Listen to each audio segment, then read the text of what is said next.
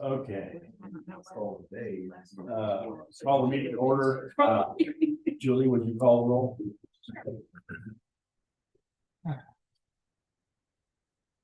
All right, John Bartlesmeyer, Here. Jim Fewens, Here. Dave Elliott, Present. Kurt Hart, Here. Brian Hope, Here. Robert Nelson. Here. Would you stand with me, Caleb? Right.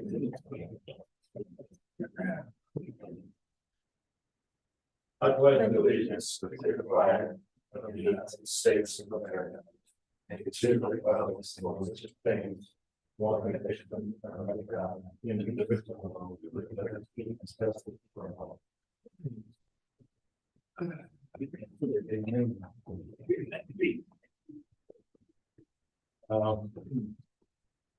Comments from the chair tonight. I want to personally thank Dave Elliott, Kurt Hart, Robert Nelson for being on the board.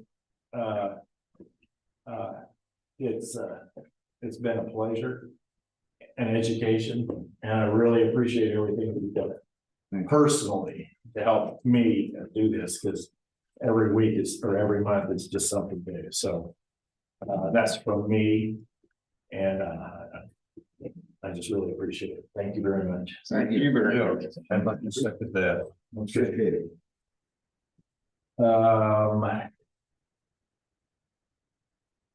Consent agenda, approval of minutes, previous meetings. Attached to the minutes of the regular board meeting conducted November 20th, 2023. Item C, approval of bills and claims. Attached is the bills and claims report. Approval of personnel actions. Separations, Chris Mangarelli, CTEC Director, effective November 7, 2023. Mary Ann Culbertson, Director of Business Operations, effective November 24th. Is she old enough to retire? I mean, I don't know. Anyway, Ivan Gemma, Regional Recruiter, Louisiana MEP, effective November 30th, 2023. Alexandria Morello, Head Cheer / Dance Coach, effective December 7th, 2023. Julie Eichenberger, Vice President of Finance and Operations, effective December 31st, 2023. Oh yeah.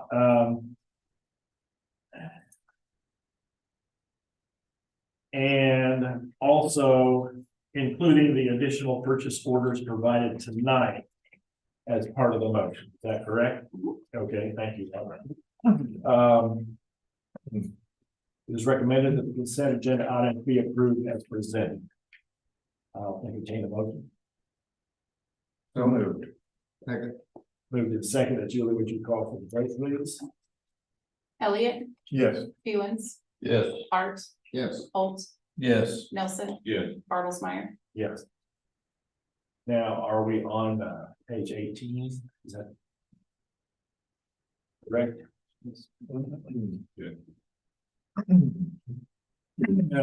Approval is the item A, approval of 2024-25 academic scholarships.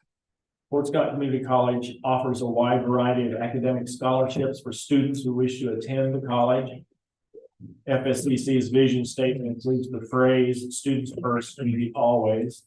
Our goal with the adjustments to the academic scholarship program is to provide more opportunities for the local, regional community of students to become part of the FSCC family.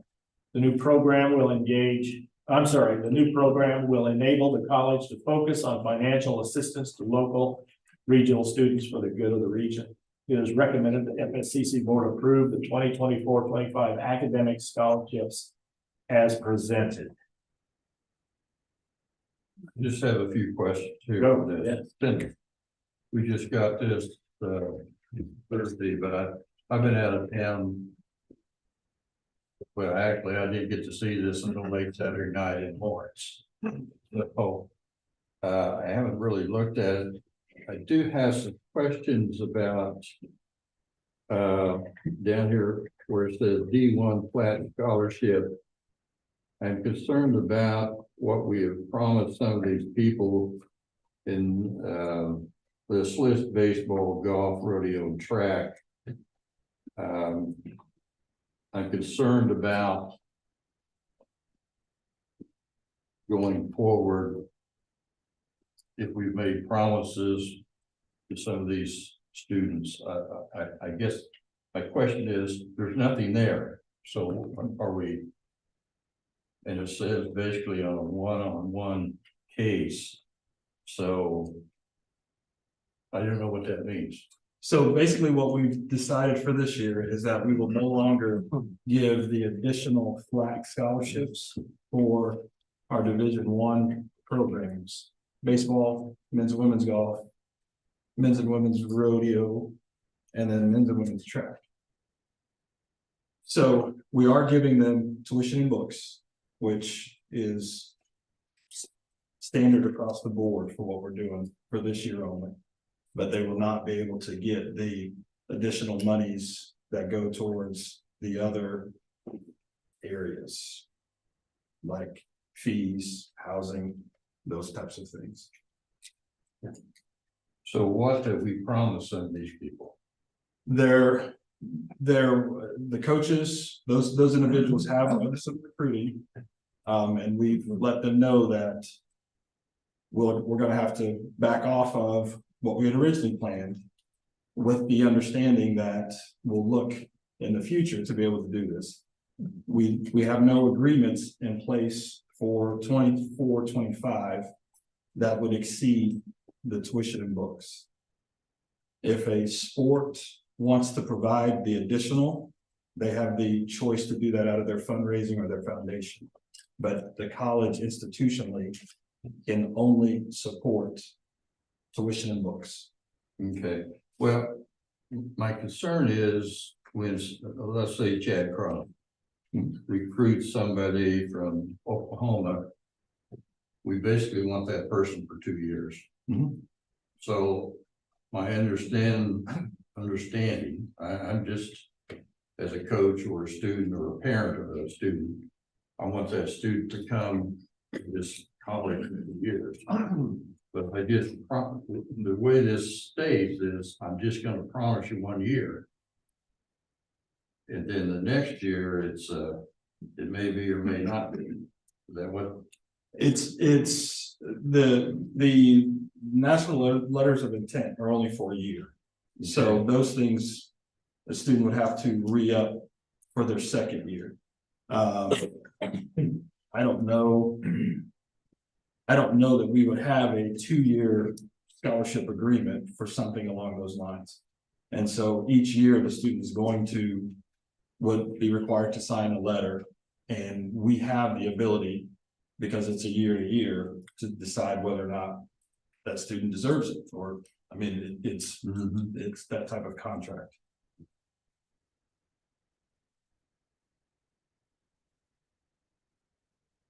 Yeah, I'm just a little bit up in the air about this.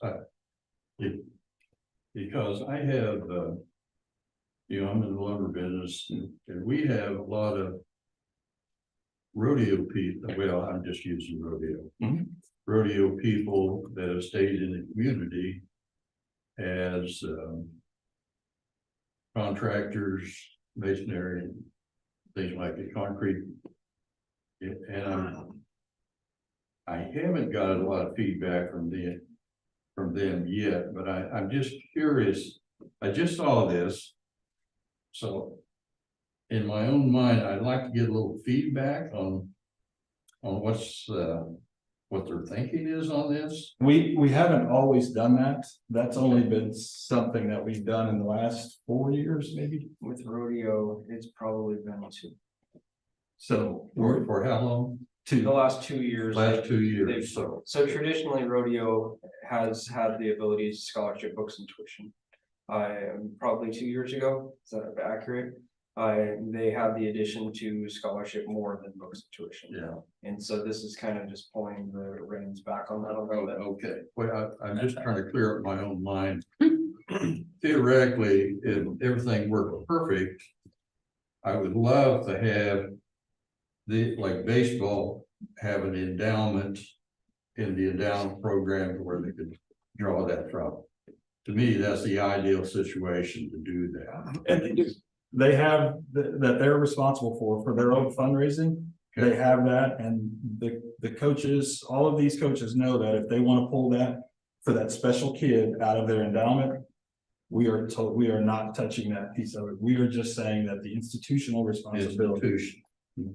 If the specific sport program wants to give, so, music is the same way. Music has a significant endowment that they have access to. And so if Chris wants to provide books, tuition, housing, and pay the students $1,000 a month, not that he would, but if he wants to, he very well could. Well, I think more than anything, I'm just a little bit unclear when you know, the comparison, when it comes down to here, then there's nothing there. So that, I was just a little apprehensive about that. Yeah, and basically that's on the coach themselves, if they want to do it, but we're looking at institutional academic scholarships only. We're not looking at the rest. And that, again, the coaches have the prerogative to do whatever they want with their, I shouldn't say whatever they want, but they can give additional that would not classify as an academic scholarship. So you're saying it's a case by case on a yearly that you're looking at the institutional scholarships. Mhm.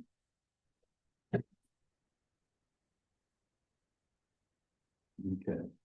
I mean, the concern is that with those programs alone, the average is nearly $80,000 a year that the flat scholarships are costing the institution. Mhm. And at this point, we're not in a financial situation where we can give additionally. I mean, that's not including, that's just the flat piece of that. That doesn't include the student getting an Yeah. academic scholarship. Well, you know, overall, I want to make sure these students are taken care of. If we promise something to them, I think we ought to back that up. And we did, Mhm. but we haven't, the coaches were told as soon as we figured this out, the coaches were notified to contact the students and say, the scholarship has changed. I've talked, Well, there was no agreement, and there was no agreement in place. There was just a verbal between coach saying, hey, here's what we're gonna give you. And then when the letters of intent have come in, the letters of intent, which are the official documentation, says the tuition and books.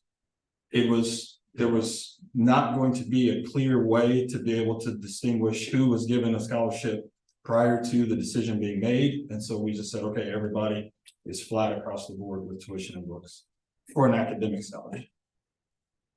Can I ask for a clarification? Sure. Where it says D1 flat scholarship, what is that? I mean, So we have Division I and Division II sports. right, Division IIs are only allowed tuition and books.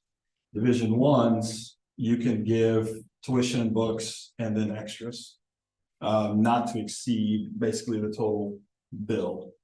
And so that's what the flat scholarship allows for. It allows for the student to get an additional up to $2,500 a semester.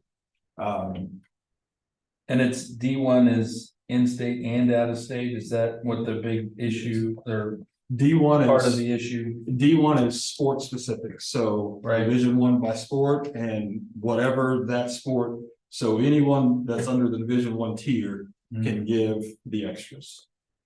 Okay. I mean, I think I'm coming down with Jim on this one in terms of, I mean, I think it's a reasonable expectation when you're a student, a parent.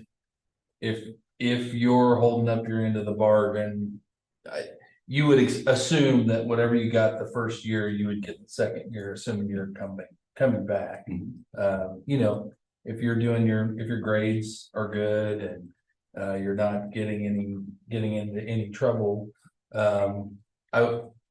is that a fair assumption? I don't really know. I just, It's a fair assumption, but it's an assumption that we don't financially, we would struggle yep. to meet that assumption, to meet that expectation. How many students does this affect? Without looking at the numbers, I don't know, but Okay. I mean, I would imagine. You're talking 30, 40 minimum. Out of roughly, I mean, is that like 10% of our student athletes or? So baseball has 50 some odd. 24. Because they only have, the letters of intent are the only ones who are able to do that. Okay. And so it's 24, 16 rodeo. It's an average of what they bring in track as 60. Track as 60 Total. 60. letters of intent plus. So you're looking at. Yeah, 115 freshmen and sophomores. We don't know the breakdown between who's Sure. sophomore. Right. Okay. You're looking at. On the upwards of 116, 110 to. So worst case scenario, 110. That's if everybody that's on an LOI is a freshman. Is a freshman, right, okay. And so, just to follow up on what Jim was asking about regarding the like fundraising fund, I don't know, there are funds available for these sports.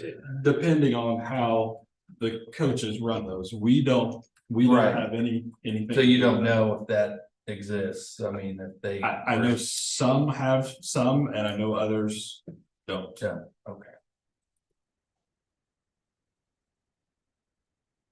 But it sounds like you say it's approximately $80,000 that the college is paying. $80,000 is what we provide to one sport. One sport.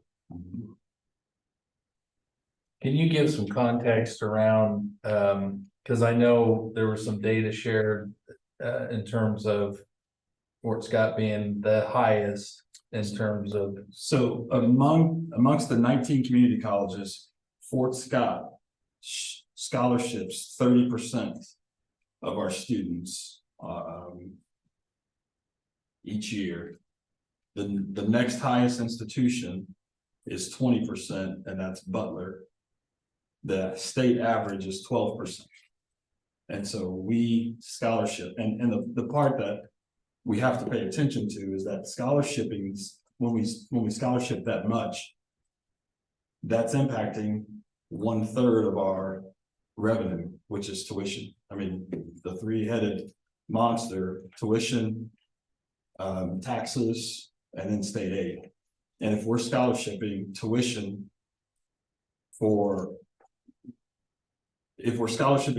at the rates that we have been, it creates a deficit that we've counted on, and we're not getting. And so we're doing this to rein back in some of that expenditure that we're not capturing on the backside. Are these scholarship funds then in the foundation? No, They are not. no, They're institutional. these are out of the budget. So Yes. we plan, That well, makes it huge. in the future, we plan for these as we move forward. So when do you have to have this finalized? The scholarships for, if you're specifically, we've got a couple issues there. If you're talking about what we scholarship for student athletes for the Division I, the coaches would like to know sooner rather than later because they're out recruiting. The academic portion of that really isn't part of the Division I flat scholarship conversation. Really, what we're looking for you to approve is the varying levels, which are the presidential, academic excellence, Greyhound excellence, and the Bourbon County tuition waiver. Those are the ones that really need the approval, because those are the actual academic scholarships. The rest of that would be an activity or athletic scholarship. Can you talk about this paragraph under maroon and gray? Dropped as a scholarship but reinvested in the form of a scholarship for both incoming and returning on a case-by-case basis. What is So the Maroon and Gray Scholarship has traditionally been tuition and books for up to 15 hours. They have to live on campus, et cetera. We are suggesting that that money be taken. We would set aside X amount of dollars that we would take and give. We might do a $500 scholarship for a student of the month. We might do a scholarship where we go to the Bourbon County schools, go to the schools there, our regional schools, and say, here's a $500 scholarship for your student. If they come to Fort Scott Community College. That would be how that would be played out.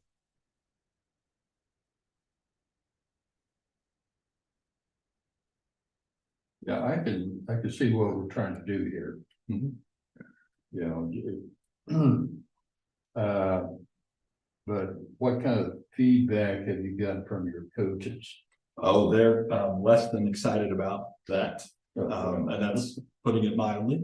And I don't blame them for that. I mean, I get that. I truly do. When you're used to that, I've had feedback from I've had feedback from two of the coaches that are impacted. One was, I get it. As long as we can work to get this back in some sort, we're good with it. The other didn't recognize the impact that it had on the institution and understood that, okay, yeah, I know that this is not the best situation, but it's what we have to do for now. We don't want it to stay this way forever, but if when we get to budget time, we're gonna have to make a decision. And the last thing that I want to look someone in the eye and do is, we've cut your position, but yet we've still funded. Well, I can see all this. We need to do something right, which you're doing. But when some of these coaches are out there, you know, I just trying to recruit, you know, kind of their integrity is that if they're bringing them on campus, especially these freshmen, and want you here for 2 years, but there's nothing in writing, but it's just a word of that coach. But I think in this day and age of the transfer portal and things like that, I don't know that multi-year agreements really mean a lot to these young people. I mean, there are people, K-State's football quarterback he's at K-State, and now he's even going to Oregon. I mean, so there's, you know, and I'm not saying that that's the situation that we're in. It's probably not gonna happen here. But students do get up and transfer just because they want to, because they're not happy. They don't get the playing time that they think they deserve. And so those commitments are kind of more of a, what have you done for me lately?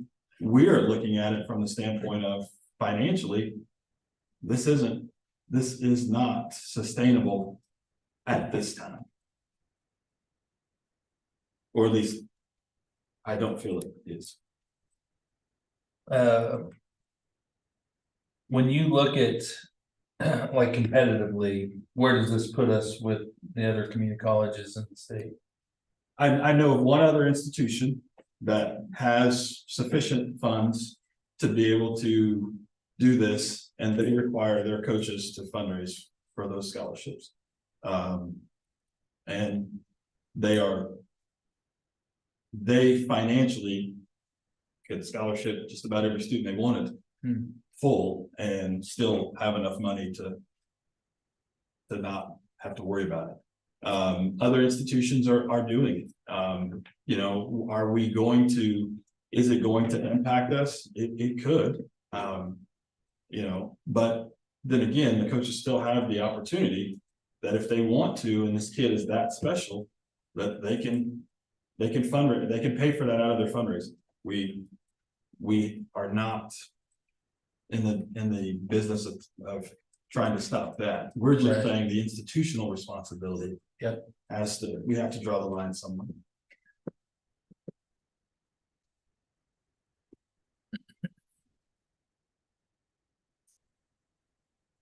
Brian and Jim, are you satisfied with? I won't say satisfied. Well, I would like to vote on it in January, if that's, Postpone this yeah, until, we have a new board coming on. 3 new individuals coming on.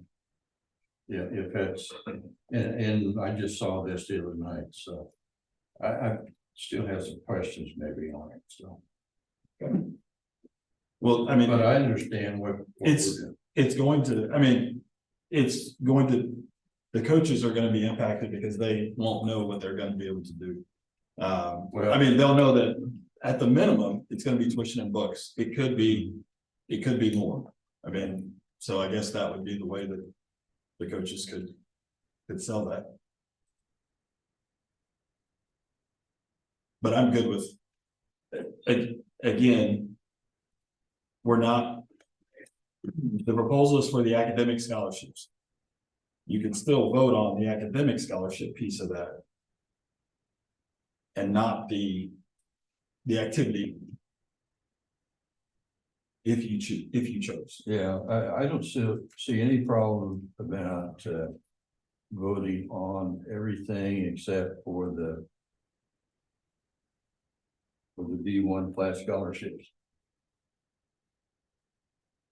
That's not considered, those D1 flat scholarships are not considered part of the academic scholarship part. I think that was just on there for knowledge, but I get where that could be confusing. Well, I would say just strike that off of there. And the recommendation is for academic scholarships. yeah, that, I've been reading that over, the background. And it lists academic scholarships. So you want to just scratch the D1 section of that Yeah, and maybe vote on that at the next meeting? Is that? yeah, I just like to get a little feedback, but I see next year, that, like you say, we're gonna have to do something here, because we can't maintain that. One more question, John. Sure.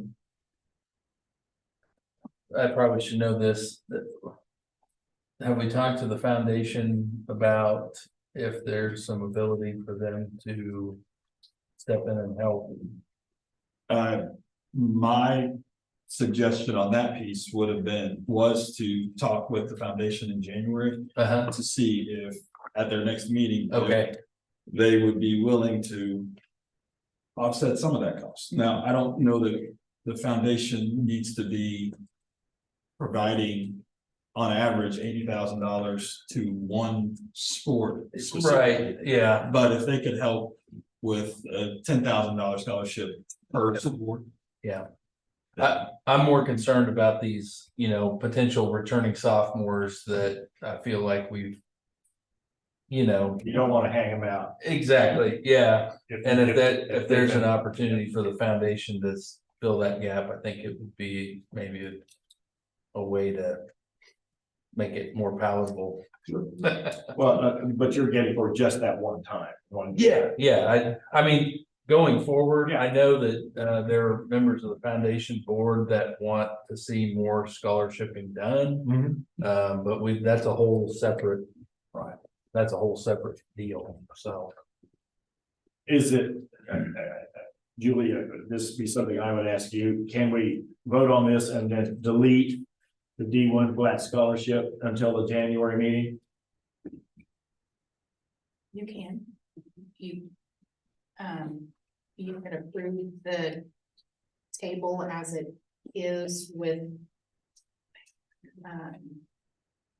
And then table the consideration of the D1 flat scholarships. I would just say approve it. I would say approve the academic scholarships as presented with further discussion about D1 flat scholarships. Okay, I make that motion. And that would cover it. Okay, Jim, then Julie, you want to record that? Okay, and can you read it back to us, please? I want to make sure.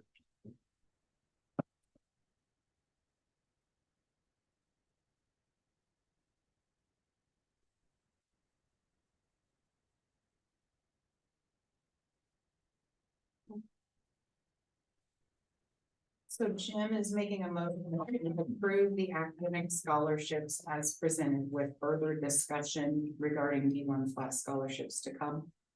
Yes, That is exactly what he said. that's exactly, That's what I heard. exactly. I'll second for it. Hey, Robert seconded it. Julie, would you call for the vote?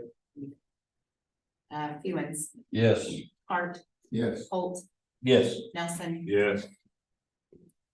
Bartlesmeyer, Yes, Elliott. Yes. thank you, Jim and Brian. Item B, approval of sale. Fort Scott Community College has reached an agreement on the sale of the property at 902 South Horton for USD 234 for $625,000. The real estate purchase contract is being reviewed and finalized by legal counsel, and a final version will be provided tonight, the night of the meeting. Closing, will be or with be? Closing with be, should that be will? Thank you. Closing will be with, I don't know, this is not making sense. Will be through security. Will be, closing will be through Security First Title at a date and time determined by President Kegler. It is recommended the Fscc board approve the contract for the sale of the property at 902 South Horton to USD 234 for $625,000. Discussion. Okay, the $625,000, that will recoup some of the expenses we've had as architectural fees, so forth. I believe that is true. Over what, the original amount is, so. Is that correct, Gina? That is correct. You paid, had some holding costs Mhm. and the architect fees was quite a That- bit. That's my Legal understanding. Yes, so that all those fees will be covered by the $625,000. Yes. Did Jason get a commission off this? Oh, if I did, I must not have done the contract, right? He did pretty good. Oh, Gina did all that, right? Oh, Any more discussion? You have a kind of a target close date? end of the year, end of the calendar year, This calendar year? if not the first week of January, but we're shooting for, Within a month, anyway. within Yeah. 3 weeks, So 2 weeks. they're wanting it pretty bad. And we want them to have it. Yeah. Well, the sooner they get it, the sooner they Yeah. do the notification. I mean, I don't know, I've heard what they plan to do, can we talk about that or no? They're probably talking about it right now. Okay, so I know that they have interest in the space for some future projects that they hope to have established by August or shortly thereafter.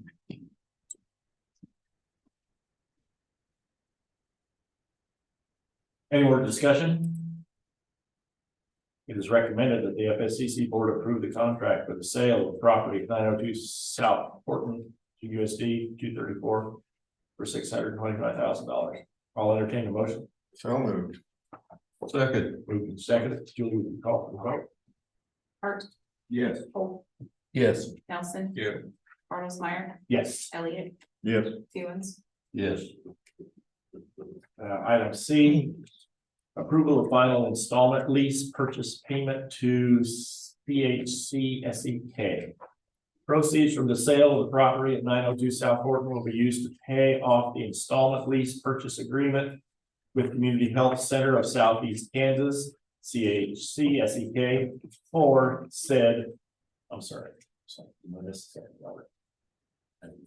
Okay. The final payoff balance reflecting closing date and costs will be available at the meeting. These were statement pieces handed down. It is recommended the board of authorize President Kegler to complete appropriate transfer of funds and related paperwork to fulfill the debt obligation with CHCSEK for this property. Discussion. Any questions?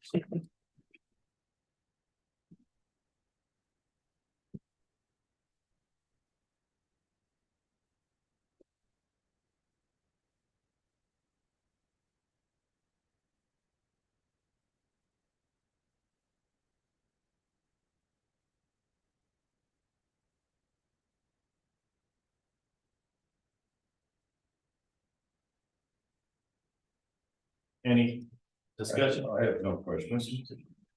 Move to approve. Second. It's been moved in second. Judy, would you call for the vote, please? Holt, Yes. Nelson. Yeah. Bartlesmeyer, Yes. Elliott, Yes. Stevens, Yes. Art. Yeah. Oh.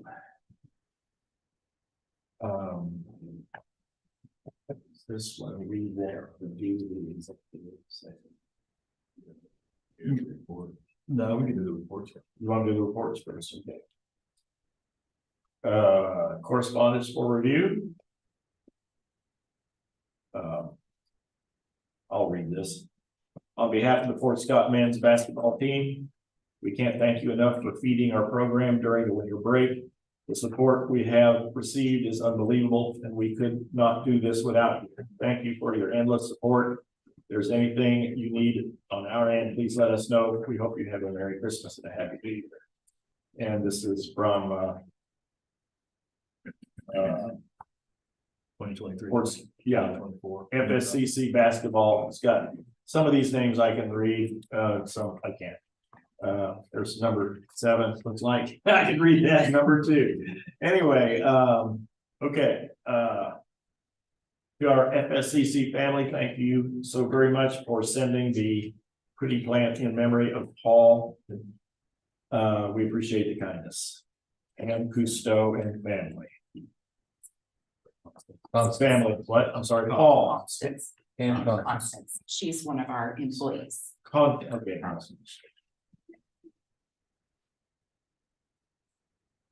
Okay, administrative updates. So last week, quarterfinals for the CD, Crawford Land County, schools and not schools, sorry, location. So, they're all done. Faculty is working on submitting their final grades and working on assessment. And for those faculty, the last day is, I believe, this Thursday, so working on that one. Our inner session started on November 27th, and that'll end before the Christmas break on December 22nd. Spring semester starts January 10th, and in-service is scheduled for January 8th and 9th. Some of the campuses, we are consolidating the Pittsburgh Cosmo campus with Fort Scott campus going forward, so we will not be starting new classes or a new cohort at the Pittsburgh campus. They're gonna just finish out the students who are there, and then starting in summer, all the students will be moved to the Fort Scott campus. We also had a visit from KSBN on Kansas State Board of Nursing on November 29th and 30th. Because of our low pass rates for the last few years. They gave us a report which included our strengths, opportunities and recommendations. And asked us to create a strategic plan, and we wrote the strategic plan, sent it to KSBN last week. And tomorrow, they have the education board meeting, and Dr. Kegler is leaving tonight. I am going with Sarah Holder and Kaylee Binford, who are the 2 nursing instructors tomorrow morning to be at the board meeting. The interim report submitted to HLC last month. We got the feedback from them, and they approved our report, and no further action is required. So yeah. Also, for the semester, I'm wrapping up all the advisory board meetings with our CPE programs. So anything which is career and technical education, they have to have advisory board meeting once every semester, so just wrapping those up. Also, I'm finished with the faculty observation for this semester. I'm gonna start early next semester. And then I'm working on degree maps for our catalog, which needs to be revised for next year. So, any questions, Jimmy? Now, is this assessment that you're doing on faculty, is that what they call that? Okay, the assessment is different than the faculty. Faculty observations, based on the negotiated agreement, all the faculty who are in the first 3 years, they are supposed to be evaluated every year. and then it moves to every 3 years. So basically observing their class, their teaching style, getting student feedback and whatnot. The assessment I'm talking about is we have, our institution is accredited from Higher Learning Commission, which is we are on a 10-year cycle, open pathway. And as part of that, we are supposed to do some reports, and we did an assurance argument in 2020. Which was a comprehensive evaluation of our college, and during that, our assessment in terms of the students, those who are learning our outcomes, how we are measuring those, that was met with concerns. So kind of we created a task force, and we have been working since then, and as part of that evaluation, we had to do an interim report, which was due in November, and we did that, and Okay, they accepted it. okay, good. The consolidation of students from Pittsburgh to here, approximately how many students are here? How many students are gonna be? Not a whole lot, because some of the students have already transferred here, because the building is not in great condition in Crawford County. So some of them have, but the ones who are in second semester and they want to finish it out over there, we are letting them do that. So it's gonna be manicuring, because it's 1 semester course, and the second semester, probably 10 to 12 students will be there for that. And our facility here can handle the influx of students from. Yes. Okay. Good. Okay, thank you. Questions? Thank you. Gina?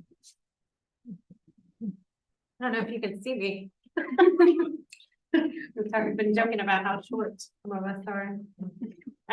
Who would do that? Yeah, you see that she doesn't have much shoe left my way. You're the one that brought it up.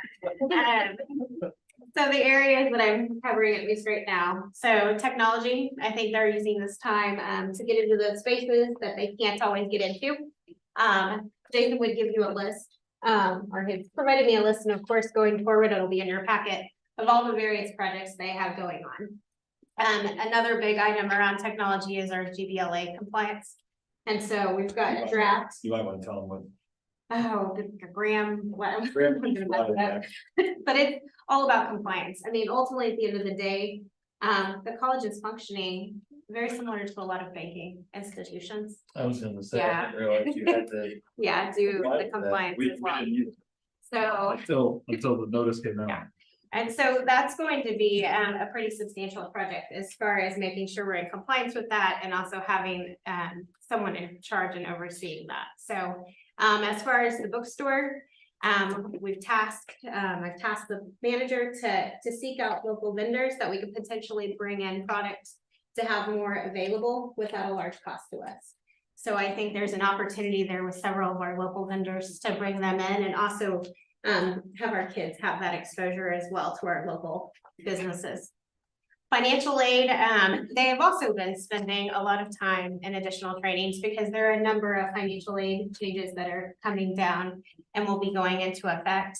They will actually jump onto the new software sooner than everyone else, which is a good thing. But at the same time, there's just a number of things that go into the financial aid components as our program.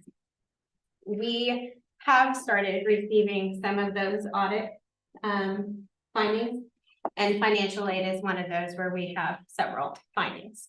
So that said, since we've got them early enough, then we'll start looking at those and seeing what we need to do to make sure that we don't have those same findings next year. And so that will be something that we'll have to spend some time on. As far as finance, and I left it for the last because at the end of the day, that's probably our biggest challenge right now as an institution. So we are ultimately, it's about getting back to the basics. So there has been a lot of times where we're not getting a purchase order in place before we purchase things. You know, we're committing ourselves before we're knowing that that's out of the budget. I spent that first month really trying to get all of those purchase orders in there so that we're in a more real-time environment. We've got to go back to using our accounting system to help us drive decisions. A really good budget process is you build that budget And you really shouldn't have to do a whole lot to it other than monitor and make adjustments when either your revenue comes in short or your expenses come in a little higher. Ideally, I think I told you, and your revenue should always be budgeted a little under and your expenditures a little higher. I mean, that creates that synchronous ability to manage those buffers. So we will spend break. I've requested that Dr. Kegler give me 3 days by myself with no one else in the office. It has been helpful for me to do some of the basic procedures because it's made me more aware of our inflows and outflows. But that said, the budget here will, as far as an internal document, will be completely reworked and different because we know that this isn't sustainable from where we're at. Credit cards are another big part of your issue. We're running $100,000, $70,000 through those credit cards every single month. And there's no approval process for that.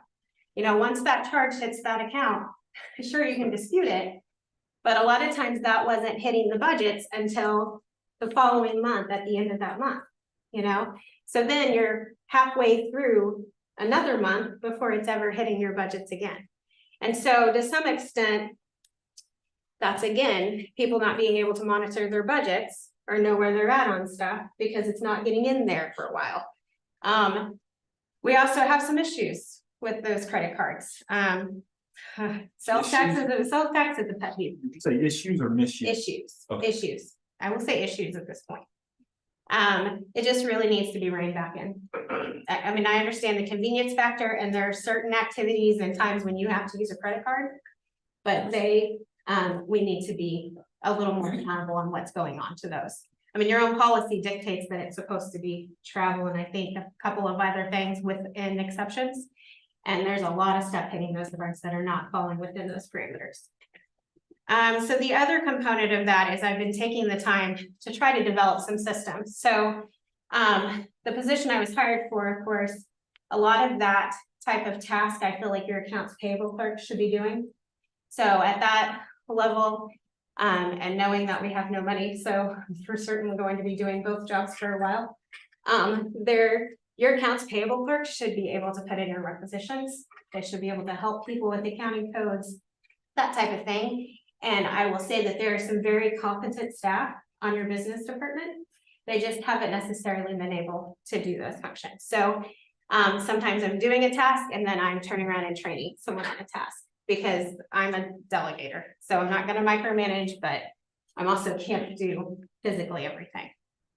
We're also going to utilize the capacity in the bookstore. So there are times when the bookstore is pretty slow. And so she's been gracious enough about entering shipping and postage and that type of thing. So we're going to utilize the personnel that we have to be able to take care of some of those processes. Some processes, I will tell you, have been need some tweaking. So our travel requests that we've put in place, I've not had the time to spend enough time fine tuning that. It's not that it won't work, but that's something that will be delegated down so that it flows more seamlessly for those of our staff that do travel. And then the other part of that is I've just been learning because there's a lot of stuff about higher ed that's different. The accounting side is very, very much the same. It's K-12. In addition to that, we just know that as we look at those budgets, that it is a very collaborative process in higher ed. It's very important that it be that way. It affects your HLC, it affects your grant ability and your federal funds, but it also needs to be realistic. So things like insurance or utility increases, those types of things, those need to come out first before we start looking at adding supply lines to different things. And I don't know that that's always happened because it certainly doesn't look like that based upon the budgets that are in place. And then finally, just know that that audit is ongoing. So just like this last week, I started getting those details on financial aid. I expect that the financial part of that audit is still going to take several weeks to wrap up, just because there's some issues with the balance sheet. There are some journal entries that weren't getting done. And if your balance sheet's not right, then your income statement's not right. I mean, that's accounting 101. So, anyway, so we will strive to continue to answer those questions and to clean those things up. That's when you'll start getting your treasurer's reports, because I appreciate everyone's grace in not having those. But I think I've talked long enough. I would like to say that, I'm hopeful, but we've got a lot of work to do. We're starting from a pretty bad position at the beginning of this year. And so really the last 2 years. And so we will definitely have adjustments that have to be made. I know you're looking at practically every item. Thank you for that. One was, and we've talked about this before, the Green Bush, where we're paying Green Bush to do our payroll. When does that come back on campus? That will be January 1. So Okay. I have a lot of experience in payroll. That was one of the first things I did at Deal. It was in, Sorry, yeah. it was in this, payments here, like 16 or 1700, I think. Yeah, we're paying $16.75 a month for them to just process the payroll, not to prepare it. We still do all that preparation work. Yeah. But essentially for them to process it and pay the payables. Well, I mean, it's doable for us to do it in-house. Okay. Question about your credit cards. Do you have folks that routinely carry one, or do you check them out, or? We have credit cards with, like, everyone under the sun has them. Like, you know, like, basically we issue them in every person's name.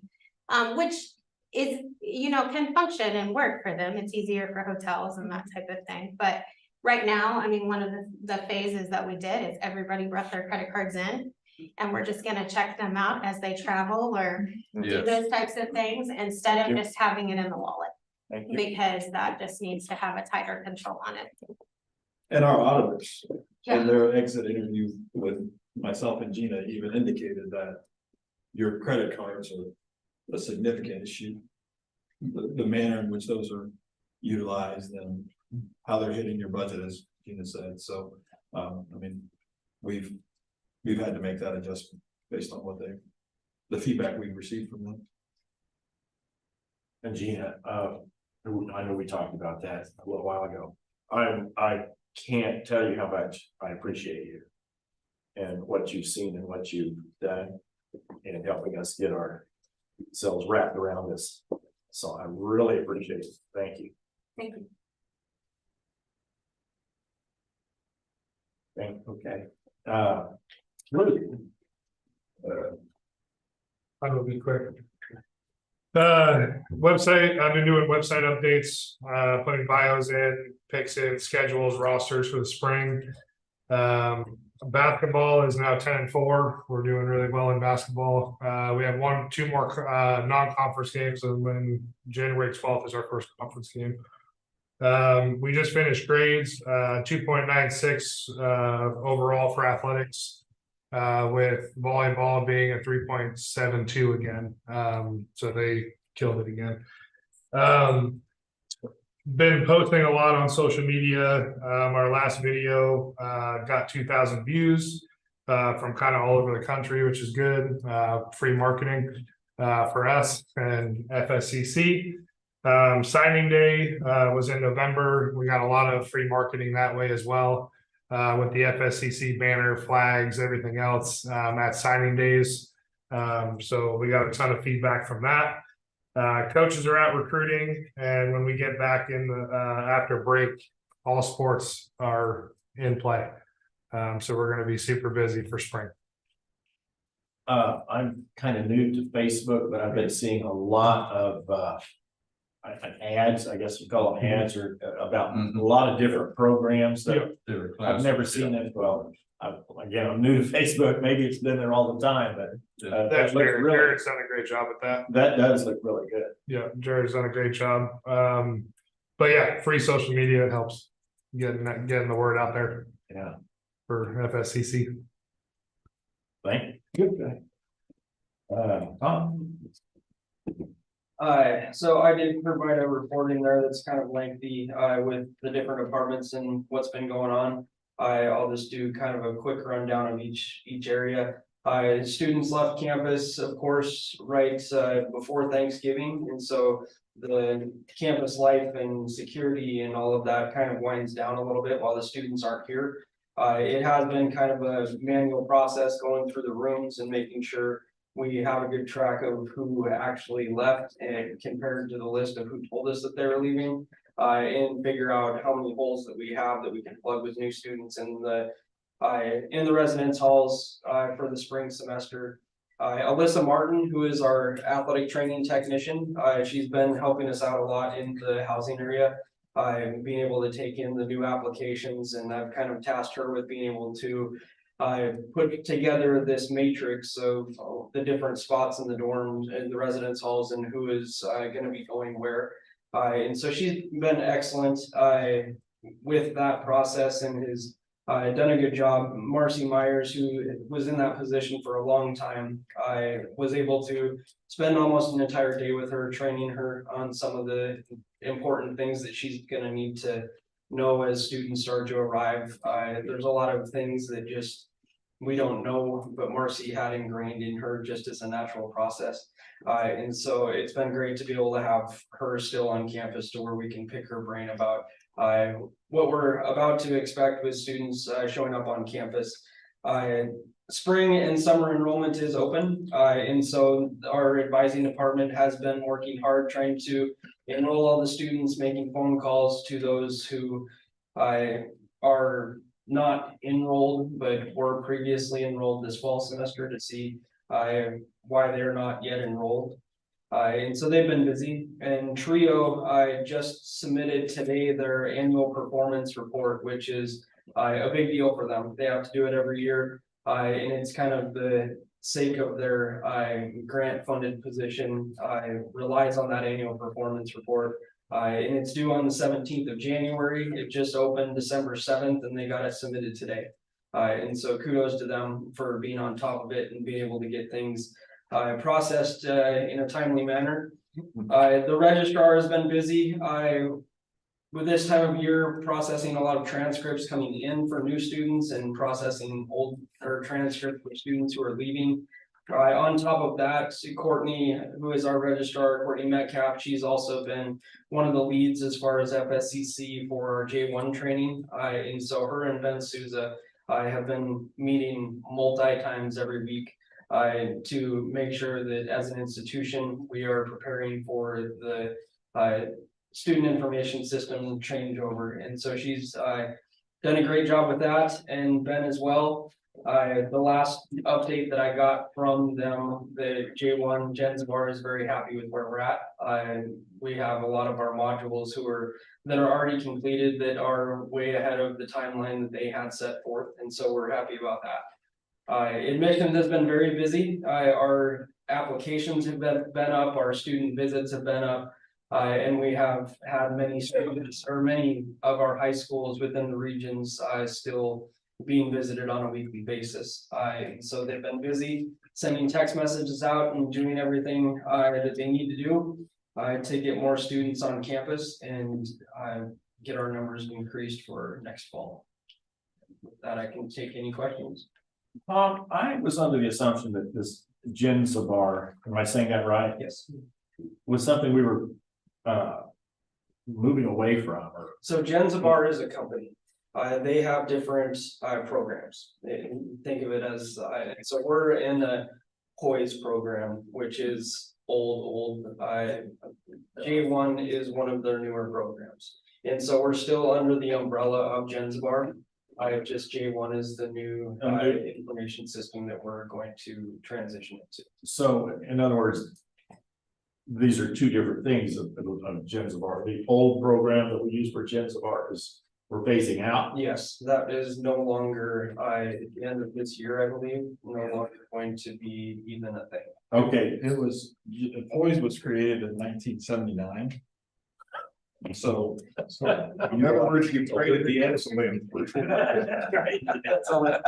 we purchased it, I believe, in '86, and it's been our system since that long. So I mean, they're even using the old DOS prompts. So I don't even know how to do it. I mean, I took a DOS course back in elementary school back in the eighties, but. The earth was still. Yeah, yeah. So these are a lot of point and clicks and a lot more user friendly. I mean, it's pulling teeth to get someone to complete a report. Hey, can you identify this information? And yeah, let me see if we can find that invoice. And so this is just a much more updated and much user friendly. So that is what's happening though, you're transitioning to a new. It's a very complex thing because of the amount of information that we have that needs to be rolled over. And the complexity of the new system, it takes a full 2 years to be able to integrate the J1 for employees. Okay, that satisfies my question. Okay.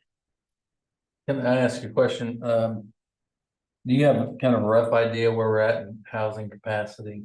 We're pretty low. I will have a better idea probably by the end of this week. I know that we have single occupancy quite a bit in Greyhound Hall. We just lost our cheer coach this last week, which I anticipate will probably affect our numbers in blue a little bit as well. We are going to be we always have lower numbers in the spring, because it's just the natural attrition of higher ed. But this year is a little bit more. We're lower this year than what we've been in the past, due to a few departures. And then do we have a plan to check if there's a polar vortex coming through to make sure that everybody's heat's on? Yes, I believe the maintenance department will be doing checks on all of those. Perfect. Yep. And I saw it's supposed to be in the 50s through Christmas this year, so. So not gonna worry about it. Not till it happens. Right. Exactly. I believe the plan for maintenance is to check it every other day as long as the temperature is above like 40, 45. Yeah. And if it drops below that, then they will do a daily check. And I know we had a lot of trouble with Garrison. That's all been taken care of now. Because I mean, there were like 3 or 4 rooms that were really Yeah, there is damaged. one room that kind of exploded and damaged down below as well.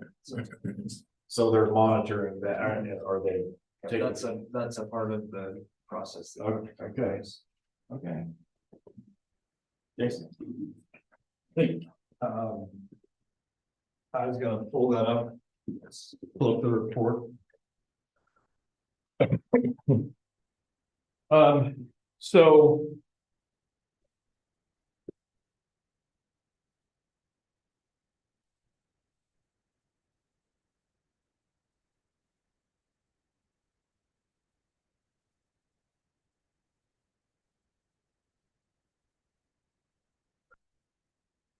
You're good.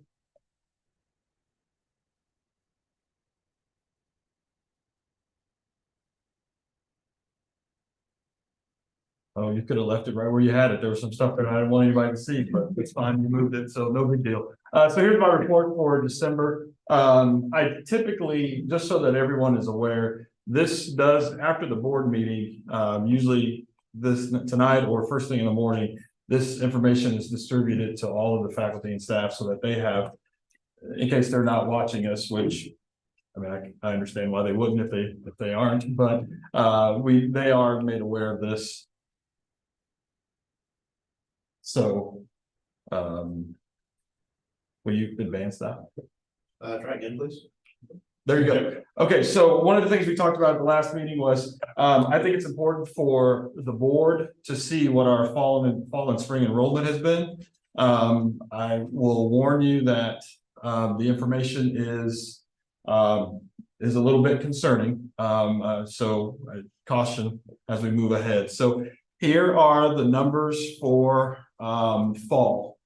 Overall, we are going to be down about 5.57 for this semester over where we were last year in 22. This number does include more of the intercession numbers, so that's why the numbers are adjusted if you are looking at last month's board meeting as well. You know, the bright spot is our high schools. We're up 10.2%.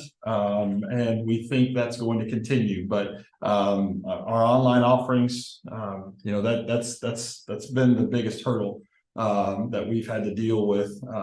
And so we're going to dive in and try to figure out what's going on there. Do we not have enough offerings? Are we not recruiting enough students to take those types and trying to sell that? You guys have mentioned some of the ads that you're seeing on Facebook. I mean, is that a way to maybe capture or increase our online enrollment? And so we're going to start taking a look at that as we move forward from the fall into the spring. And so spring numbers are down. We're down 11%. I don't want you to be alarmed. We're still anticipating a significant amount of enrollment as we move into the spring semester. So we still have students that unfortunately have holds on their account, so they can't enroll. But we know that they will be coming back. But I will say, if you look at the numbers, so I'm going to go back. So fall, and Tom had just talked about, there's usually a decline from fall to spring. If you look at the fall total, that first line is the 16,578. That was last year, and if you look, that's about 6,000 credit hours difference between where we were last year and last fall and last spring. And so there is a significant decline. That is expected, that is normal, but we do need to find ways that we can stop that gap. Retention is going to be critical, especially fall to spring retention is going to be critical. Now, spring to fall retention is a beast of a whole different, is an animal of a whole different style, but we will need to start to take a look at that and really hone in on that. I did not include the high school numbers. The high school numbers, our high school students don't start. I looked at it, it was so bad that I was like, you know what, let's not concern people, because those numbers are so skewed, because we don't do the bulk of our enrollment for the spring for high schools is in January. So we'll look at those numbers in January, but I did want to give you where we were this time last year. We were about half the students, but again, some schools are enrolling students, some schools haven't. So we'll look for more of that information specifically come January. I think that's when it'll be a little bit more realistic for the group. So any questions about the enrollment numbers? An observation, your online enrollment is up for the spring, so. It is up for the spring, and we hope that trend continues. Maybe we're losing some of that the total or the on-campus. Maybe that's going into that. I don't know, but we do want to look at that. Yeah, you say this goes out to all faculty and administration by email or okay, can you send that also to the board members? Sure. Okay. Sure. I will add you all to that list. Are there at fortscott.edu emails part of the all users list? It should be, I would think so. Okay. If not, that can be figured out, but they should be. It might be there. If not, one of the two of us can go. Okay. You guys. Yeah. They are, because I've gotten emails that are all users. Excellent. Okay. Any questions about the enrollment? We know that this is an area of emphasis for us. We have to get better. I think we talked about it at the last meeting. A lot of folks are between 2% up and 2% down, mainly flat, and we are not in the same vein as that. So we really need to take a look at. Tom and I talked the other day, and we're going to do some surveying of students. And this spring, we're going to be able to get a better sense of what our students are feeling and what our students are sensing. So I'm excited about the future, but we're going to have to put a dent in this at some point in the near future. Is there like some reporting that's done that shows, hey, you had this student for the fall, they're not enrolled for the spring? I mean, is that popping up on somebody's screen as an alert. It is, in 1979, that was not a thing, as I kind of referenced earlier, but. You don't we print do- it on a dot matrix printer. That is exactly it. That is exactly it. But we do have a way that we can pull that report and see who is enrolled for the spring. And Isn't that like a retention Right. rate? Okay, that's what I was thinking. Any other questions? Might be interesting to drill into the demographics of that and see exactly who it is we're losing. And that might help you draw some conclusions. You probably already did. We will. We have not delved into that. I'll be 100% transparent with you all. Our focus has been the budget. And so we haven't delved into some of these things, but they are on the list to do. We're trying to get through some of these other fires that are raging, but this is something that we're going to look at it. And I know that the strategic enrollment management group that Tom's been working with has been talking about this. One of the things that came out of that is that faculty are now given lists and they are contacting students. And even in a meeting with them last week, they requested, hey, can we have some training on what we should be saying? What are some of the things that we should be doing when we talk to these students? And so, you know, our coaches and our activity sponsors know that information, but, you know, if we're going to request assistance from them, they're just like, hey, we'd love to, just help us out, let us know what we should say. So that's one of the things that are coming on the horizon for the faculty. And I appreciate their willingness to step in and ask the question of, hey, how can I be better at this? Because they're content experts. Any other questions? Okay. So tax credit. So last week, a couple weeks ago, I went to the Kansas Association of Community College trustees meeting, and we were told about a tax credit. I was not aware of this, but there is a tax credit that was signed in 22. The tax credit provides is for income taxpayers and privileged taxpayers through December of 2025. The tax credit is for capital improvements, deferred maintenance, technology and equipment. So just about lots of the needs that we have at this point. It's a 60% total, 60% of the total contributed during that taxable year is what tax credits you will receive. Each individual can only get up to $250,000 or shall not exceed $250,000 in any 1 year. And I think the state number is like 5 million. Is how much is allotted throughout the state. So this is something that we are going to really look into and lean into because we have a significant amount of capital improvements, deferred maintenance issues that we can find people to help us sponsor that have a high tax liability that are interested in maybe doing some tax credits with the college. So I'm not sure. I don't know that we've utilized those, last year, and in this current year, I don't believe that we've utilized them. And so we will look to utilize those as we move into the future. Is there a window on that where if you, like, for example, what we have done last year, are we cut off from that and we can only take what we've done this year, or? I do not believe it is retro to previous years, and so that would be something that I'd be finding out. Gina, do you know anything about that? I don't, I was just thinking, but except for we use so much institutional dollars, like if we could get the tax credit, which we don't need, you know what I mean? Unfortunately, we use your cash balances, but I mean, we can definitely check into it and get more information. I mean, I didn't, I'm not trying to be smart aleck. no, you understand what I'm talking about. I do see what you mean. Oh, because gosh, yeah, if we qualify for some of that, why not? I'm the only thing that I would be the only question that I would have is I would think that most people have made arrangements for their tax liabilities to be satisfied by the end of this year for 22. Yeah.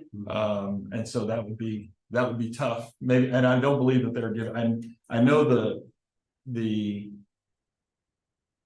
the law or the description, the official description that's in the state register does not allow for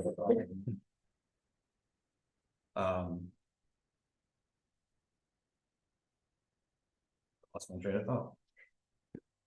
I was asking about a window of opportunity. Right. And if it's like from this date to this date, and then after that, you can't go back, look like for last year or something like that. I know that Fiscal year or. I know that it does not allow for any credits. That's what I'm saying. It does not allow for there to be any credits for year to year. So you spend up to $250,000, you get that 60% of that for that year. You don't get to move that to the next year. Well, okay, just. We'll look into it. I mean, we'll ask the question, but I know that there's not a way for it to be extended forward. So I'm not sure that they would allow you to extend it backwards. Well, forward, I can understand, totally adult, but anyway, I think. Check those things out. Yeah, we will ask those questions though. Okay. Okay, so from a state and federal perspective, KACC recap. So thank you to Brian for zooming into Liberal, Kansas, last week and a half ago to the KACC meeting. Some of the items of note that I think would be good for this information, for this group to know is that we did a statewide review of the economic impact study that I mentioned. Kansas community colleges support over 8,000 jobs and over 106,000 jobs indirectly, which has a $6.7 billion impact, which is 3.3% of the gross state product. So community colleges do make a difference. Is where that, I mean, we are 3.3% of all of the state's gross product, which I think is very important. For every dollar in local taxes spent on Kansas community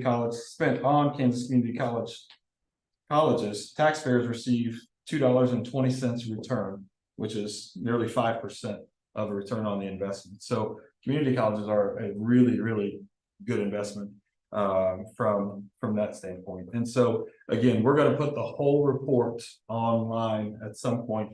I need to get with Jared, and we're trying to talk. The community colleges have all kind of agreed that we would publish our information together, and so we're just trying to figure out when everyone's going to be ready.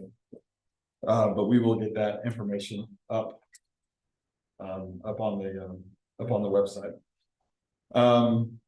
A couple other items. We heard a report about the policies and procedures around active shooters. Name, image, and likeness, or NIL, is the more social term, and serious misconduct policies related to potential or prospective students. And so I don't know if you guys have followed the news, but and I'm not picking on Kansas State University, but Kansas State University recently dismissed one of their men's basketball players for a violation of the serious misconduct policy. Coach and athletic director went one direction, president went a different direction, and it was based on, as I understand it, it was based on the serious misconduct policy. Is kind of why the president there decided to adjust, change the dismissal, change from a suspension to a dismissal. So, you know, we are going to be expected to monitor our students' behavior. We are expected to know kind of how they are, what they are doing, students, not just athletes, but students in general too. So there's going to be a little bit more conversation about that in the coming months. And one of the things that Tom has on his plate, and he is aware of this, so I'm not just throwing this out there on him, but is a complete overhaul and review of the student conduct student handbook. The 2024 legislative agenda was approved. The most critical pieces of the legislative agenda include budget priorities for community colleges, which include fully funding Senate Bill 155, tiered and non-tiered funding, as well as maintaining $6.5 million in cybersecurity. We received 200 and some change, 275 of that 6.5 million in cybersecurity. 5 million for capital outlay, which we did receive some money for, and then 14.3 million in workforce training. The most critical policy priority is to maintain local control of the Board of Trustees' ability to levy taxes, set tuition, and financially manage the college in the most effective way possible as they best understand the needs of their local community, region, and college. And so there is, periodically, we get this sense from Topeka that they may try to, there might be a shift. Our focus is to maintain the local control of this board and to be able to do the things as we mentioned. So that is a high priority for us. And then we talked about some current trends. All in all, it was a good meeting, I think, for me. You know, in talking with other presidents, and I shared this with Brian afterwards, in talking with the other presidents, we all have our challenges. Each institution has challenges. You know, I spoke with presidents from around the state and they're like, oh, I got to deal with this and I got to deal with that. And it's a huge thing. And I'm like, wow, that's seems small in my world. But all of us have challenges. Some of them are unique.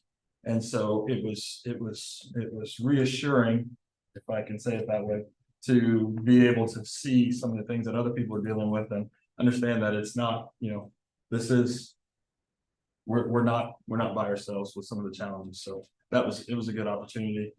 Brian, did you have anything that you wanted to share or add from your time, your perspective? No, I thought it was good, very informative. Lot of data. They covered a lot of topics. So it was hard over Zoom to absorb all that, and it would have been better to be there, but that's the way it works out. So 6.5 hours to Liberal, Kansas. I understand. And so the next one will be in Junction City at PTK on April 14th.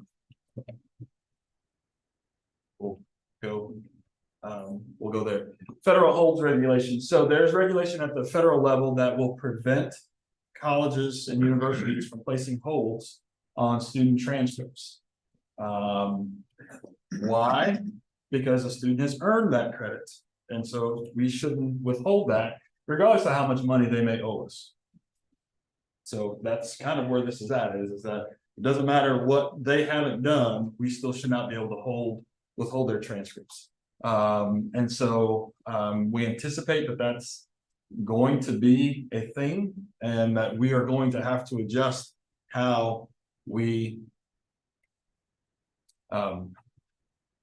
enforce the payment policy. I think is the nicest way to say that. So that doesn't really sound fair. I'm sorry. I think we are in agreement on that. That it doesn't. Maybe we could garnish their wages and get a job or something. I mean, can you? I mean, you could file, you know, you can go through all of that, but that becomes, I mean, the amount of manpower that we spend trying to do that side of it. I mean, it's. Now, where is this coming from? Is this feds? This is the federal government. Well, they should be able to just pick up the tab. I don't have chuckles out of it. Say that again, Gina. They like to give you compliance, not money. Yeah. Yeah. It's okay. Sorry. No, that's fine. Any other questions about holds? Okay, so the Southeast Kansas Legislative Luncheon will be held on January 5th at Neosho County Community College. This is where we get together with all of the local legislators, state legislators. We invite them to have a conversation with them, talk to them about what our wants and what our needs are so that they can go to Topeka and be advocates on our behalf. If any of the board, I will be going. I know that we have contacted our local representative. I have not heard whether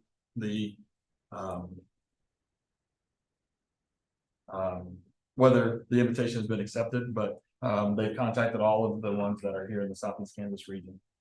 Several are attending, several may not be able to. So I will be going if someone wants to go with me.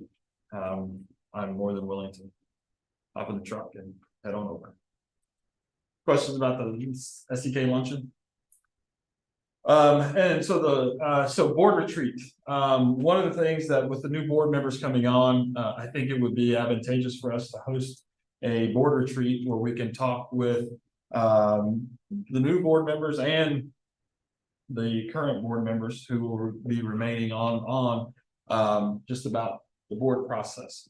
I have been in contact with our HLC liaison, and she is interested in and willing to do a educational session for the board, just from about HLC. And so we've got some people that we are looking to help offset, so that you're not just listening to me or listening to any of us just talk to you for the better part of a day, is when it'll be, or is what we're looking at. We're looking at potentially January 4th. That seems to be a day that works for some of us. But January 4th is what we're kind of talking about, but I'll be in touch with you guys a little bit more about that. Other items of interest. So KSBN update, Sonia gave a pretty good, not saying that she doesn't, but she gave a pretty good update. We're headed up tomorrow.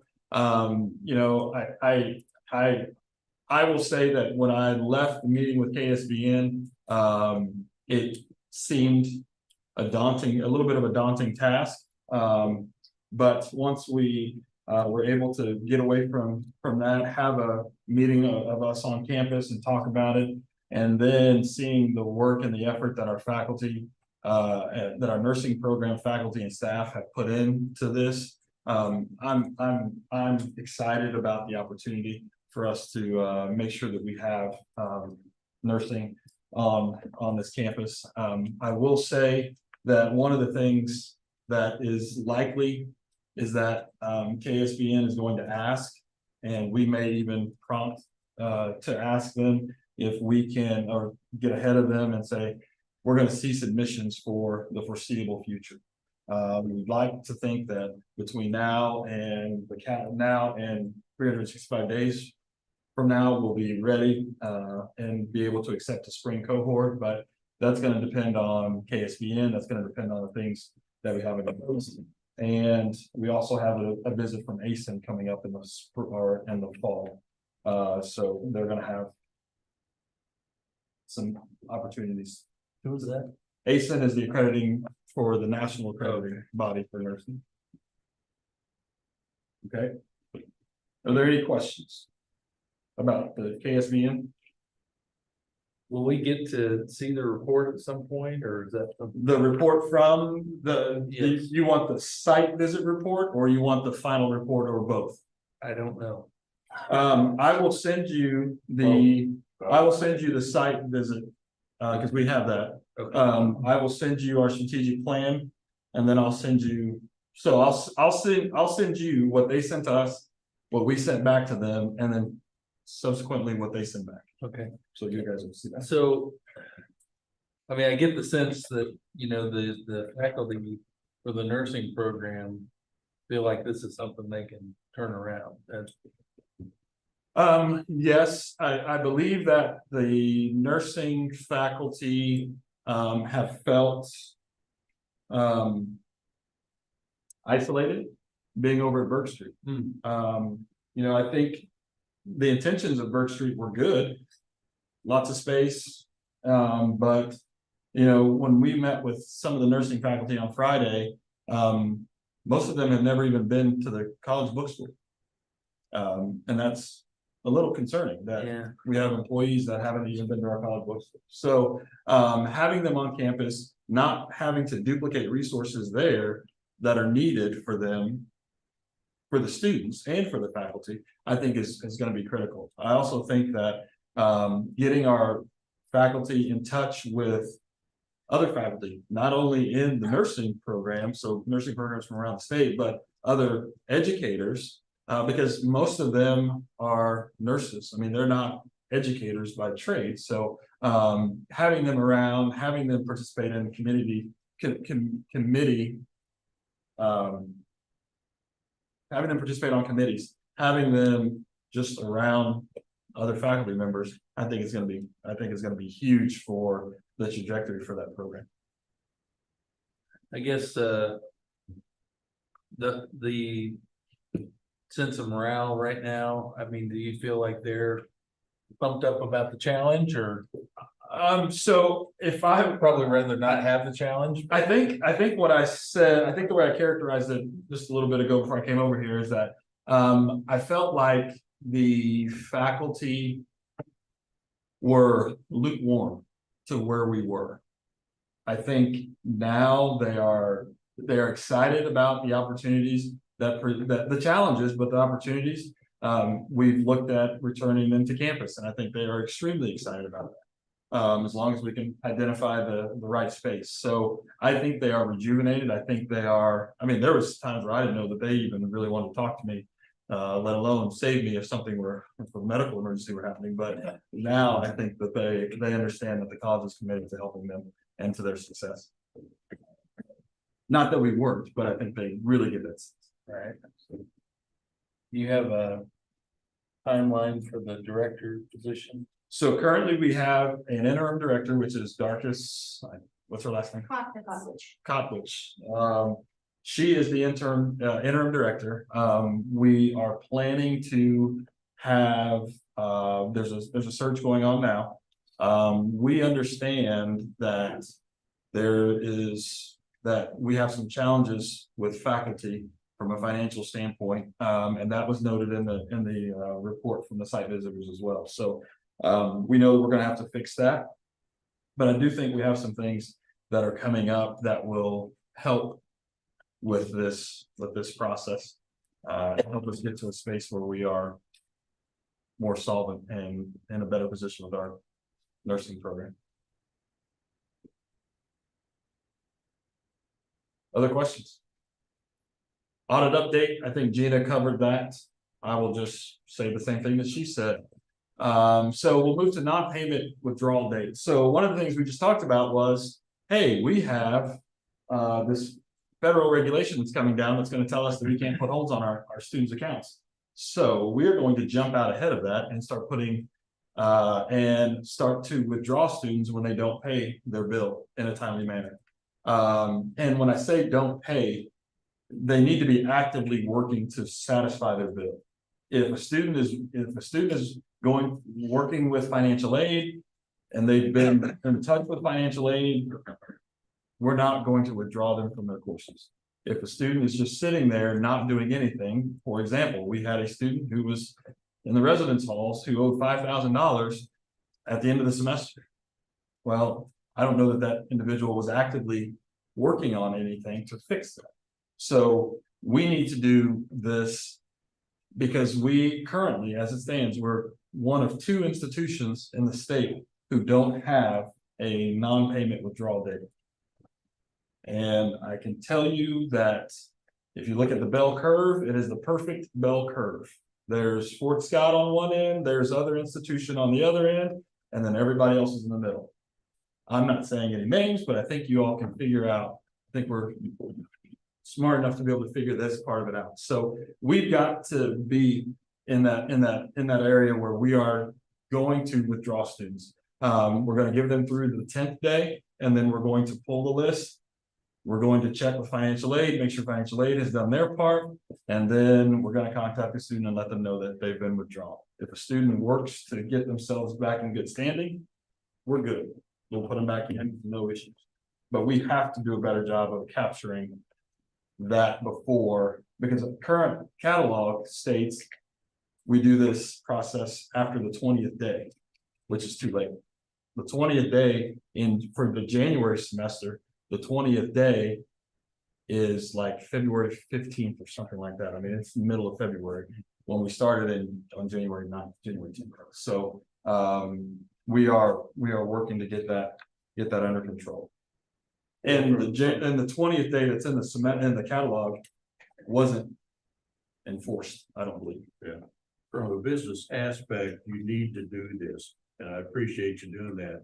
Because a student that owes you 5,000 at the end of the semester, you're not gonna get that. From a business aspect, working with accounts receivable, you're not gonna get that. We were fortunate because student had a motivating factor, which urged them to satisfy the responsibility. Okay. But going on, that's not gonna be able, we're not gonna have any kind of We will not, leverage. we will not have the leverage if that legislation passes. Oh, it has to pass. It has not passed, but everything that everyone has been told is it's going to. So Now, this is in the state of Kansas. No, that's fed. that's federal. So there's a bunch of us that are gonna have to deal with that. HLC update, excited to have Sarah Sutton as the co-chair of the accreditation process. Excited that she is part of this process. We've laid out, we've got a timeline set up. We believe that it's a good manner in which we can complete this. Typically what happens with this document is that one person works on it the entire time. We are taking a different approach. We've assigned chairs for each committee or each criterion. So criterion 1, Tom is selected to do that one. That is mission, that is over the college's mission. Rory Chaplin is over criterion 2, which impacts ethical integrity, that the college acts with integrity. Tracy Springer has item 3, which is teaching resources. Sonia has 4, which is Sonia has 4, which is teaching and learning outcomes, more or less. Assessment program review. Assessment. And then Doug Hurd has 5, which really wraps up our financial piece of that. So each of them have created their own committee, and for the next 5 months, we will review each of those. I'm happy to share with you the timeline at some point if you'd like to see that. I don't know that it makes much sense to the naked eye, but I'm willing to share that with you. The committee is excited. They like that process. They think, in talking with them, they appreciate the fact that that we're being inclusive and that they're being able to write. Plus, it's not placed, the burden isn't placed on one person. And typically that's how that's happened in the past. Maybe not here, but most other institutions I've been at, that's how it's. And as a peer reviewer, I know that that's how a lot of institutions do it. And that's not the best representation of the college in my opinion. So, any questions about HLC? College-wide committees, and talking with, as we start the HLC process, we're noticing that we're light on some important committees. And so we've created the committee structure. We're continuing to hone that. I did talk with faculty last week. Now we'll be talking with staff this week to talk about the committee, how we do our committee assignments. But the faculty specifically asked for us to be more engaging with them in the committee process, and so they want to serve and want to provide for the college as well. So, and then CTEC director search, the position description's been approved by us and by the CTEC board, and applications are being accepted. Rory Chaplin is serving as an interim director since Chris resigned in November, and we're excited about the momentum of that partnership. Questions about items of interest? So, news around the college. The Beacon adopted child, all of the families have been adopted as of Saturday, I believe. For those that don't know, college is partnering with the high school, Fort Scott High School, to host prom on campus first weekend in May. And so that's going to provide some challenges because we will have our regular students that are here. And then you have all of this other, but we're going to work with the city, we're going to work with the high school to get this going. But the high school reached out to us and said, hey, would you be willing to participate in this? And why not? I think it's great to have those high school seniors out here on our campus, working, getting to spend time on our campus. So that will be exciting times for us. Questions about those two items? Where would it be? Ellis is where they are requesting that we utilize Ellis. The interesting thing that I'm not sure how this is going to work, but they want to host after prom here as well, but they want it to be an extension of prom, and so I don't know, but we've been contacted. We're going to have some conversations about that after the first of the year and see what we can do. I do not believe they are asking to use any other facility other than just Ellis. I think even the after prom is going to be contained to Ellis. Are you gonna DJ? I am not DJing. Sure, as you know. My wife has not told me that I'm DJing, so she did told me to do some things last year, but I don't think I have to do those this year. So I think it'll be a great opportunity. I think we have a great facility. We have the space, so I'm excited to see the students here. Okay, so reboot of Breakfast with Santa. So one of the things that we had, I was meeting with Jared Dorsey last week on those Facebook ads that you guys were talking about. And as I go to Facebook to find one of those ads, I see that the college has canceled Breakfast with Santa due to unforeseen circumstances. That was the first I was made aware of us canceling that. And so I want to commend the committee and all college employees that helped participate. Within 30 minutes to an hour of finding this information out, we sat down, had a conversation about how can we make this work, and we were able to pull it off. So I want to thank Tom. Tom reached out to Great Western Dining. Great Western Dining provided the food for us. So they had eggs, sausage links, sausage patties, pancakes, tri-taters, waffle bar, and then all the drinks. And yeah, it was really yummy actually. And the important thing that I want you all to note is that there were over 300 people, 320 people attended this event in 2 hours on Saturday morning after having canceled it on Wednesday or prior to Wednesday. We canceled it. And then from Wednesday to Saturday, we were able to flood Facebook. The community shared our post that it was back on, and we had over 320. One of the things that, in talking with the staff, one of the things that it was noted is that in the eyes of the college, community is essential because it's in our name. And so we have to make sure that we provide these types of events. Regardless of what's going on, we need to provide these types of events. So I will say that my 3 children were voluntold that they need to be here and participate, 2 of which sat around and did nothing. And my third one, my daughter, was actually pretty active. But my youngest son thought that they were going to have to dress up. We told them they were going to have to be elves, and they were not loving that. They were actually pretty angry about that, as a matter of fact. Like they didn't want to go. So and that was all my wife doing, trust me.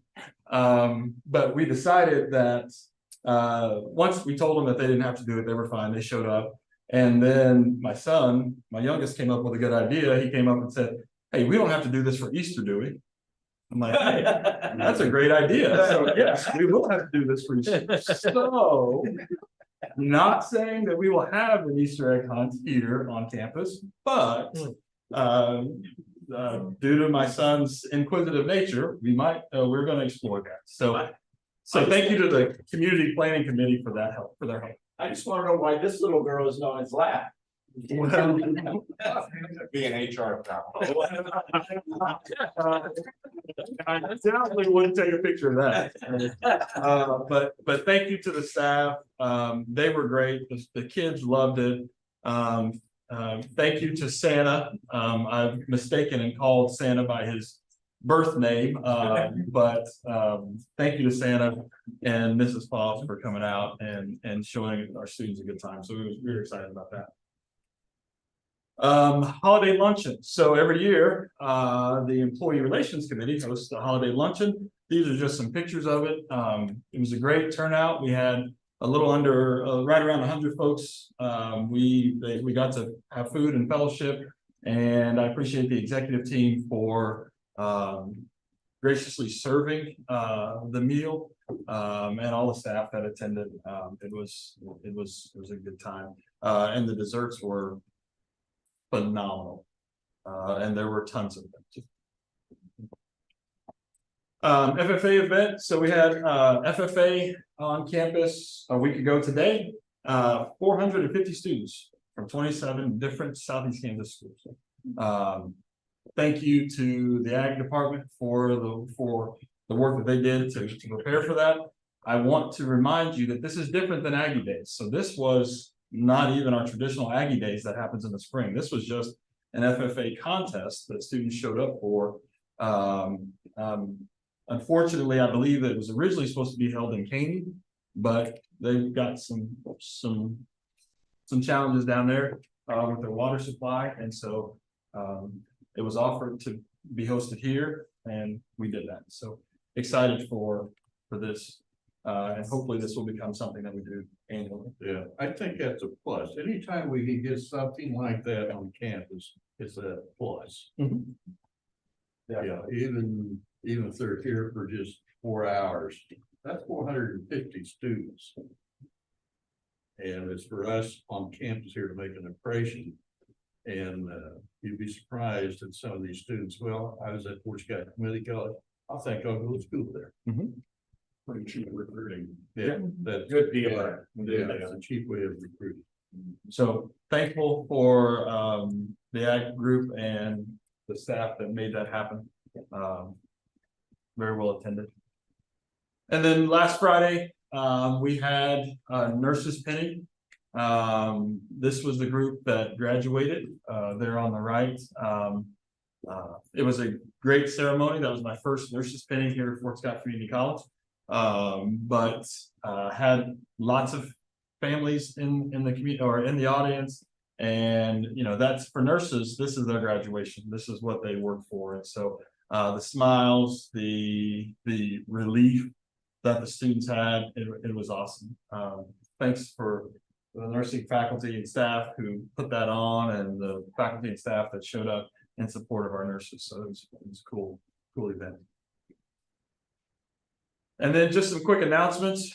The college is closed at the end of the day on Thursday, and we will be closed through January 3rd for our holiday break. We will reopen on the 4th. Keep in mind that potential board retreat could be on the 4th as well. The legislative lunch is January 5th in Chanute. Spring in service is on the 8th and 9th. We've got a full slate of things, and we will be doing some active shooter training as well. Tabletop, not running around buildings type of thing, just the educational piece. And then spring semester begins on the 10th, and our board meeting is on the 22nd instead of the 15th, which is Martin Luther King Day, which I did not put on there, that Martin Luther King Day, and the college is closed on the 15th for that. So I'll entertain any questions at this point.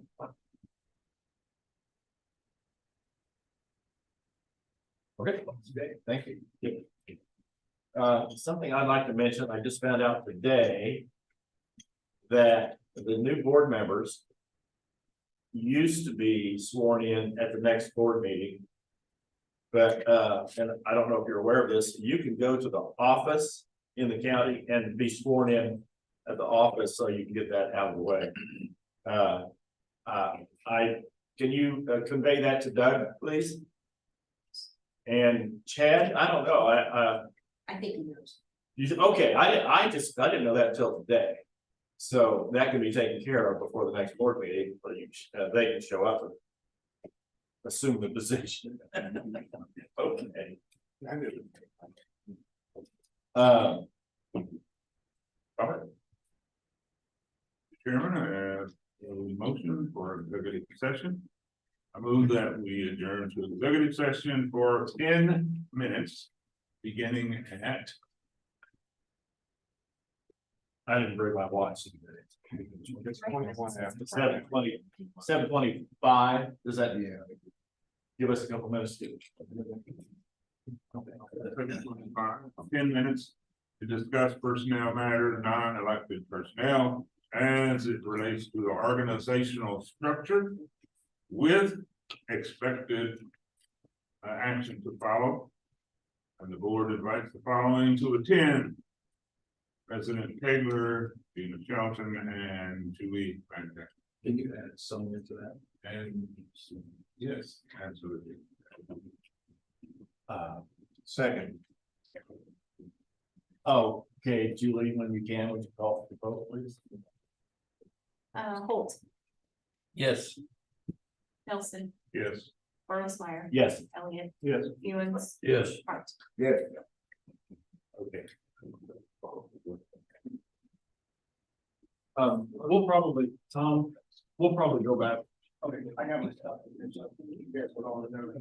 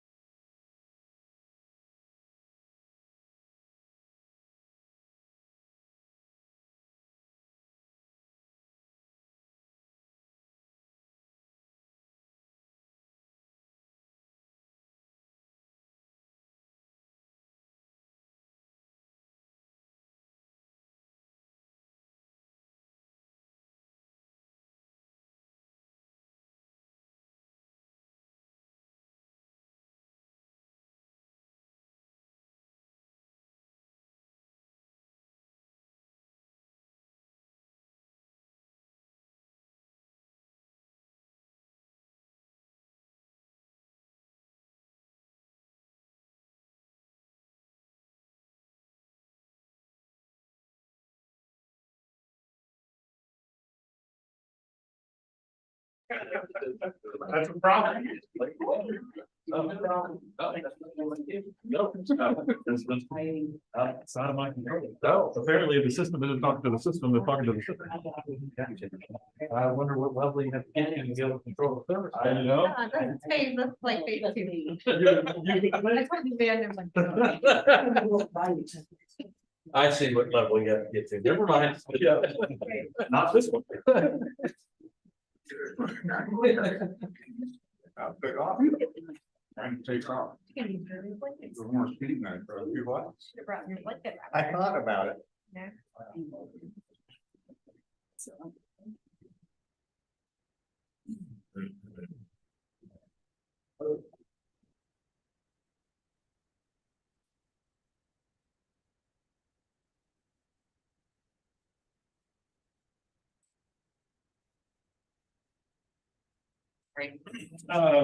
We need a motion to come. To go. To, yeah, to move to, or to come out of executive session. Just return to open session. Okay, I need a motion to return to open meeting. Go move. Then moved and seconded. Julie, would you call for the vote? Holt. Yes. Testing my memory recall here. Felix. Yeah. Bartlesmeyer. Yes. Nelson. Yes. Hart. Yes. Elliott. Yes. I would like to move that we add an agenda item, consideration of health programs division.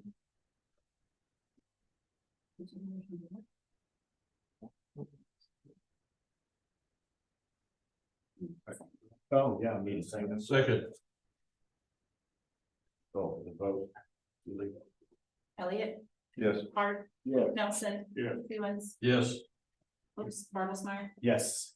Holt. Yes. It's staring at me.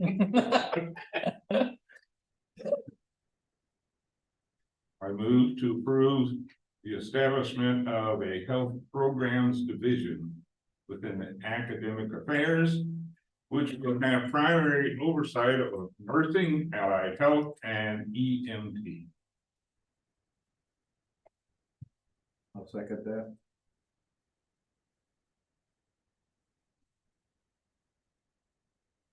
Let me know when you're ready.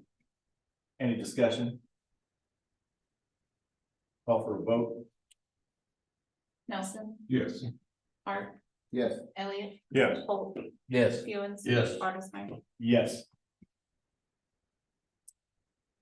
Is that it? I need a motion to adjourn. So move. Second. It's been moved and seconded. All in favor, say aye. Aye. Opposed? Motion carried. The meeting's adjourned. Did I do that? It was really fast.